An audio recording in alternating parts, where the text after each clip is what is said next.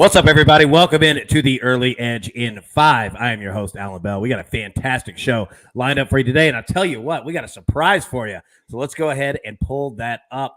And look who it is, our man, Sia. Long time, buddy. How we been? Can I just tell you, listening to that Early Edge intro music, because I haven't heard it in a little while, at least not being on the show. If there were such thing as a figurative representation of a kid in a candy store, it is me. It is right now. Dude, I'm telling you, you know what? I think not only myself, but everyone in the audience feels the exact same way. And, dude, I tell you, we're a month away from football. So, not only are we going to talk some golf today, which you're a master of, we've got football, DFS, all of it coming up next month. So, man, I'm fired up for it. But, like I said, we're going to talk about the 3M Open today. So, see, for somebody like me who likes golf, watches golf, bets a little bit on golf, on what you guys, put out there, we're coming off of a major. So what does the field look like? What can we expect from this tournament in Minnesota, correct?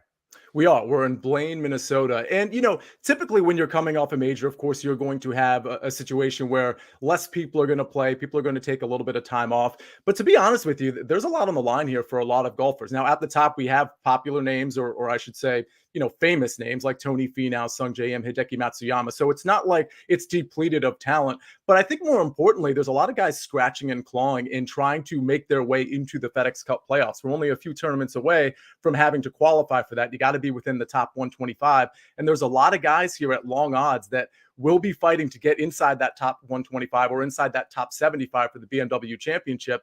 And those guys at long odds are very viable here from an outright perspective, from a top 20, top 10 perspective, because it's very sort of uncrowded with talent at the top. So I think it's really important in this tournament to kind of be focused on some of the guys down the board because they are very viable in a field like this. Man, that's fantastic, right? And that's my favorite kind of style, to where you're going to find value potentially all across the board, right? And, the competition level, it's not like it's going to drop. These guys are fighting for it, just like you said. So, you know what? Speaking of that, let's just go ahead and get into the picks right here. You got a couple for us. Break them down. What do you got? Yeah, so I was on earlier actually with Coach, and I dropped some first round leaders and some outrights for the first cut pod. So you can check some more picks out there. But there were 3 picks here that I really wanted to focus on. A couple of them involve the same guy. It's Emiliano Grillo, who I really like this week. He actually missed the cut here last year, but he was actually 3rd place the year before that. This is a guy who was classically a very good ball striker and a bad putter. He's now kind of coming around where the ball striking has now sort of begun to improve. It was pretty bad earlier in the year. He was okay off the tee. He was really bad on approach, which is really strange for him because he's usually good in both departments. It's starting to trend upward. And if you actually look at a really small sample size of the last 12 rounds, he is really crushing it off the tee. He's number 1 last 12 rounds off the tee. His approach game is okay. The proximity ranges that I'm interested in this week, he grades out really good. The truth is, if you're just looking at 12 rounds, that's too small of a sample size. The reason I'm okay doing that with Emiliano Grillo is because I know that he has the pedigree from years past where I know this isn't just a blip on the radar. He is absolutely trending towards recapturing that ball striking. So I like 2 bets with Emiliano Grillo, and then I'll get to the 3rd bet.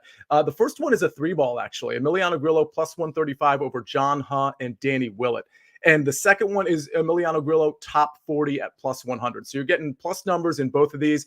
As far as the 3 balls concerned, I think John Huh is some competition, although he's been tailing off as of late. Danny Willett just hasn't been good lately. I don't expect him to contend there. Emiliano Grillo top 40 is very realistic. Keep in mind he has a great history here as well and trending upward. The last play, Cam Davis plus 140. Listen, it's Cam Davis plus 140 as top Australian. I'll note that you can get Cam Davis plus 140 in the top 20 market as well. I'd rather narrow the field here and just have him go up against Jason Day, Cam Percy, and Aaron Baddeley, Chalmers, and Druitt. So now I've got Cam Davis basically up against 6 guys, but only 2 of them, maybe only one of them are really viable to actually beat him. So give me Cam Davis plus 140 as top Australian. Man, you talk about finding value. That is finding value right there, my man. So we just heard Sia's picks. Our man, the coach, couldn't be on today, but he definitely does have some picks as well. Let me get through these real quick. Nick Hardy, minus 135 over Jason Day. Dylan Fratelli over Champ, minus 120. Adam Long, minus 130 over, how do you pronounce that? Reevy? Is that correct? Right. Yep. All right, there we go. Got one right here. Maverick McNeely, top 20 at plus 125. And Adam Svensson, top 20 at plus 175. So there you go. A nice board of picks for the 3M Open, which begins Thursday morning. And you know what? We'll also be live Thursday morning with the Early Edge normal time at 10 a.m. Eastern. But as we depart, Sia, again, dude, so good to see you. So good to just hear your voice. It just feels right. And we're getting ready not only for golf right now, but it feels like football season in the air when I hear your voice. So, buddy, I know I can speak for everyone in the Early Edge crew audience. It's good to see you, man. It's so good to be back, and I'm really looking forward to football season, talking more golf with you guys. This is going to be a great time ahead. Yes, it is. Yes, it is. All right, everybody. That's all the damage we could do for today. As always, best of luck. Let's cash these tickets, and we'll see you tomorrow. Thanks.